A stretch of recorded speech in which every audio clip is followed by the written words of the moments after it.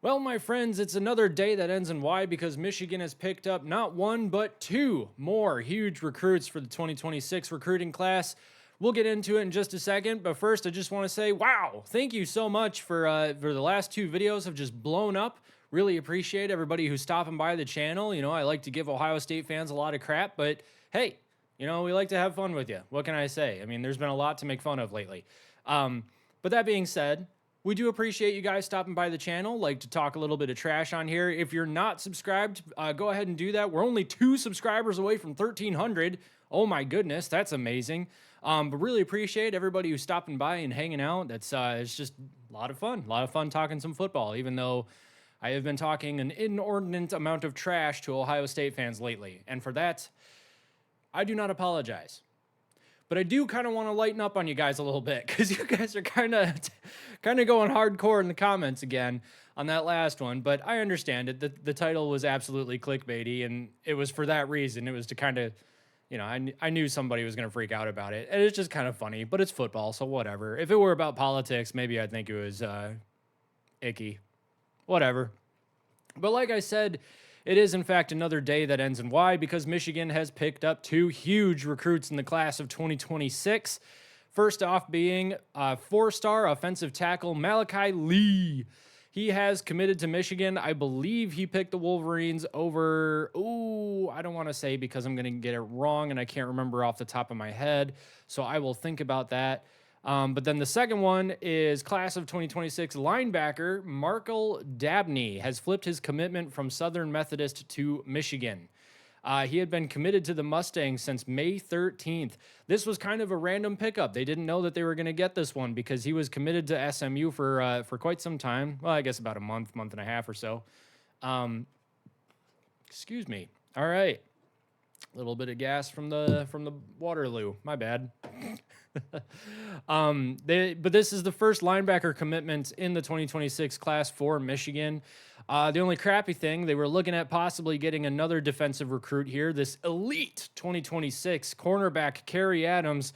Unfortunately, he has committed to the Fighting Irish. So congratulations to the Fighting Irish on getting him. That's definitely a huge get for them. Marcus Freeman is building something rather special at Notre Dame. I mean, it's really awesome that they've already been to the national championship, put up a decent fight in it too. The fact that they've already been there and now they're just building on that success, it seems like the players are really buying into what he's selling them. And he seems like a great guy overall. I really enjoy watching him coach, I guess. I don't know. They've just been a lot of fun lately under him. So congratulations to them. But man, Ohio State fans, it's funny because you guys are coming at me like, oh, Michigan's recruiting class is only number 15. And then actually yesterday it fell down to 18 or 17. And now with these two commitments, it vaults Michigan up into number 12. They've got 15 commitments. That's a big deal. No 5-stars just yet. So congratulations, Ohio State, on your 2 Ferraris that you picked up. That's a big deal. 8 4-stars, 3 6-stars. A nice 90 here in terms of talent grade. It's good. It's good. We'll get there.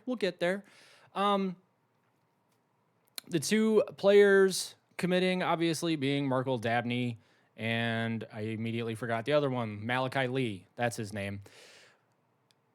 And I'm trying to keep this video not clickbaity, because I've been giving Ohio State fans a lot of crap lately, but you guys just keep giving me more fodder.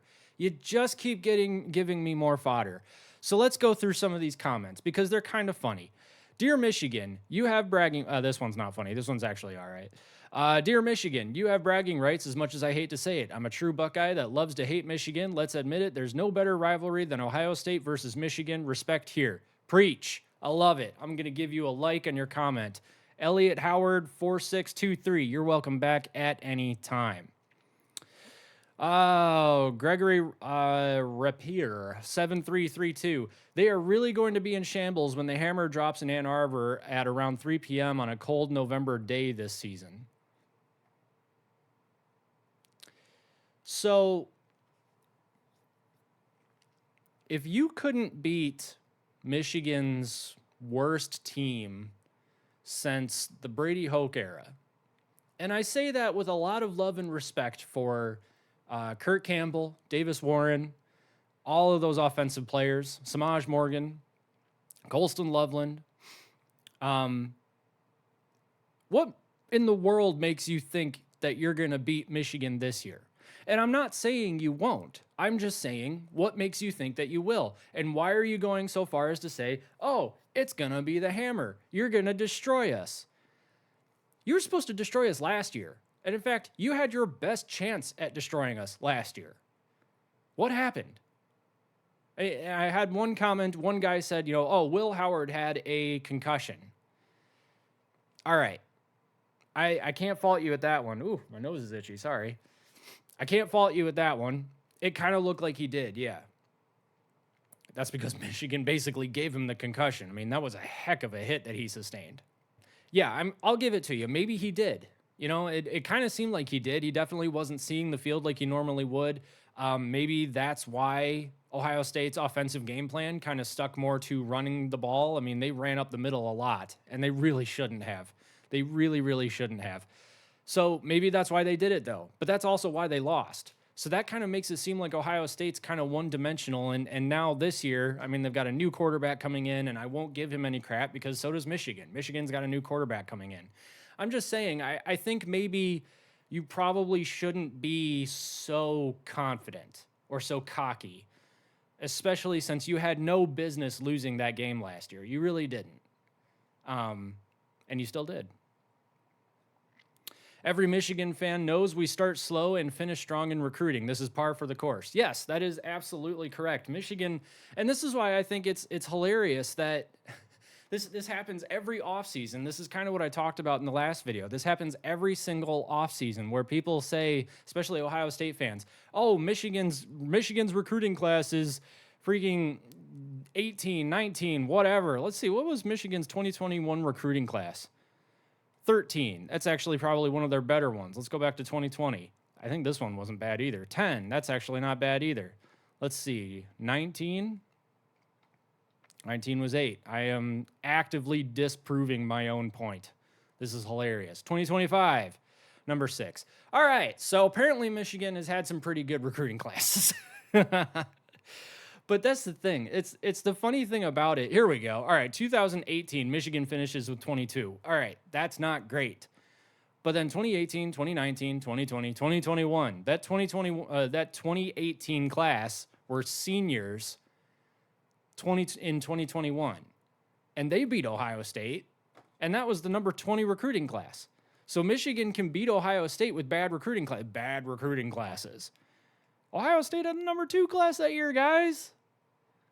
So, and I'm not trying to say that recruiting doesn't matter. Of course recruiting matters. You want good players. And that's, why wouldn't you? You want good players. We're in the new era of NIL, so obviously things are going to be done to get those players, which I think it's hilarious to make fun of a school for buying players. That's where we are now. That's what you have to do. You have to buy the players. You have to give them a good compensation package. That's just how the market is going to compete with each other right now. That's just how it is. But that's why I think it's so silly. It's one of the reasons why I think it's so silly to make fun of a school for buying, not developing. But then also the fact that, like, we've got Ohio State fans saying Michigan has the number 15 recruiting class. We're not worried about anything. They beat you with the number 22 recruiting class. So what are you supposed to what are we supposed to do with that? I mean, it doesn't really make a whole lot of sense. And I think Maverick 6088 here actually had a good point. Actually, I don't know who this person is, so I shouldn't say actually. They're probably pretty smart. Michigan had like 30 guys drafted the last 2 years, so this lesser talent thing really isn't a thing. High school rankings are what they are. The rankings I care most about are the 3rd or 4th year college players rankings. Yeah, so I mean, once they're at college and they start proving themselves, yeah, that's how it should be for sure. I'll touch on a couple more comments here. We've got about 10 and a half minutes. All right, we'll go for another minute or two. Doatchikis? Doug Hotchkiss. Doug, I really apologize if I'm accidentally making fun of your name. I just don't know how to pronounce the way you've got it spelled. Ask the boosters who donate the most money to the football program if the rivalry game is a nothing burger. Jack Sawyer and his mates reacted in the loss to placing their availability for the tournament in limbo. The OSU players needed the Big Ten and NCAA to give their riot a nothing burger when it comes. Excuse me, did I just burp again? When it comes to being suspended. Wow, talk about low effort video here. I don't remember Jack Sawyer and other players saying that they may or may not be available for the tournament. I think probably what happened is they weren't sure they were going to get in at that point with the loss to Michigan. So they may have been saying something like, oh, if we don't get in, then, we're not going to play the bowl game. That would make more sense to me. And honestly, I wouldn't blame them. I understand completely when players want to sit out. I wasn't upset with Colston Loveland or Will Johnson sitting out the ReliaQuest Bowl against Alabama. And frankly, I think Jalen Milroe probably should have sat out the bowl game. I think that game really did a number on his draft stock. And I wish the best for the kid. I feel like he is a good quarterback. But, there are reasons to sit out bowl games, and there are reasons to not sit out bowl games. It's easier for five-star athletes to pass admissions at OSU. Michigan is one of the most difficult schools to get into in the Big Ten. Dude, it's true. Michigan is ridiculous to try and get into. Who is that? Sean C. and I don't know how to pronounce any of your guys' names. I'm sorry. Yeah, Michigan is very difficult to get into. And honestly, that's been something that Michigan needs to figure out. That's not necessarily an Ohio State problem, like, oh, Ohio State's so easy to get into. It's still a good school. Ohio State's a good school. I mean, any college, as long as it's not like, a bottom of the barrel type of school, is going to give you a solid degree and a decent chance at a career. But Michigan, for some reason, the administration has really hated itself for the longest time. And they hate that the football program is sort of the front porch to the university. And so they don't want to invest in it at all. They probably would prefer to just ignore it. And so they don't want to do anything with it. And so, no, they won't flex their admission standards for college football players. And on the one hand, you're like, yeah, maybe they shouldn't receive special treatment. I mean, you're not supposed to go to school for football per se. You're supposed to go to school to get an education. And so there's, something about the academy that needs to be upheld in terms of our respect for the academy and academic achievement and all that. And Michigan is an institution that achieves very highly at an academic, at academia, or at least did. I think it still does. I know a lot of colleges have kind of faded in terms of their integrity and academic prowess, let's say.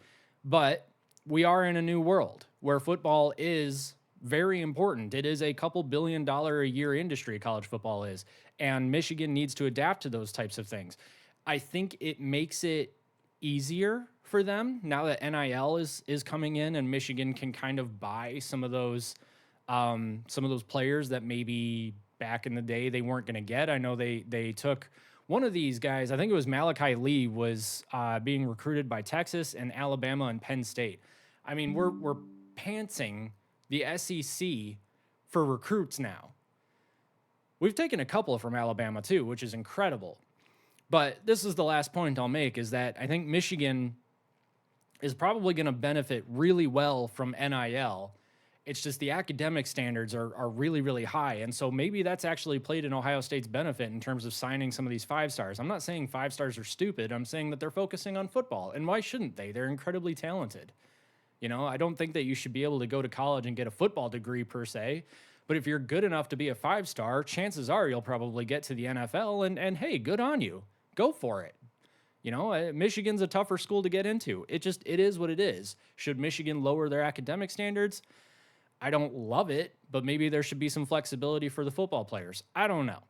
It's kind of a tough thing, but either way, that does make it a little bit more difficult on Michigan, although I think that's where NIL can kind of bridge the gap that admissions at Michigan has created. In any case, like I said, Michigan pulls in another couple of huge recruits, inching ever so slightly closer to the vaunted Buckeyes recruiting class here, sitting at number 5.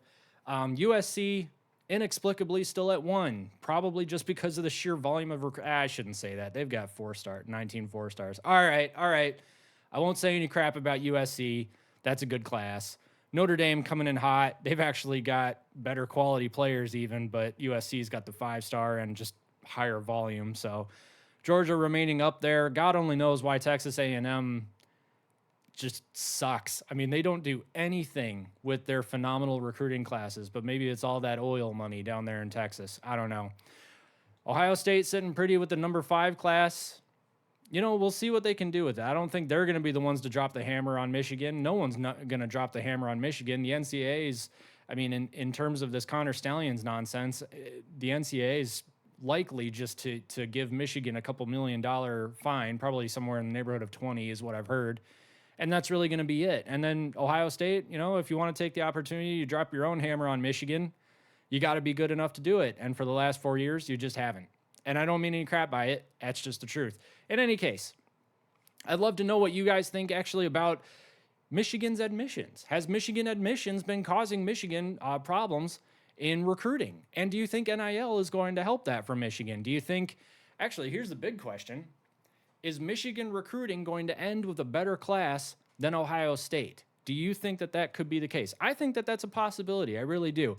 And like I said, if you're not subscribed, go ahead and hit that subscribe button. We're only 2 away from 1,300. That's just amazing. Can't thank you guys enough for stopping and hanging out, and we'll see you in the next episode.